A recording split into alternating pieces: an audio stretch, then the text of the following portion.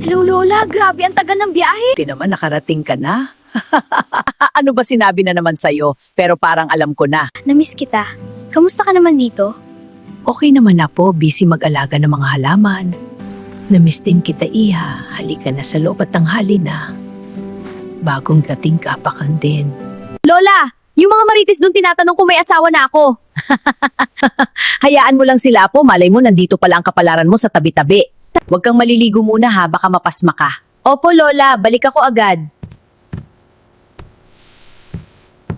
Parang bata ka naman dyan sa suot mo, Apo. Lola talaga, haha. Mas comfortable lang ako dito, Lola. Pumuporma naman ako minsan pag nasa labas. Salamat, Lola. Lola, may kumakatok. Teka, bubuksan ko lang po. Huwag, dito ka lang. Sino po yun, Lola? Kabahan naman ako, Lola. Dala mo ba yung alarm clock mo?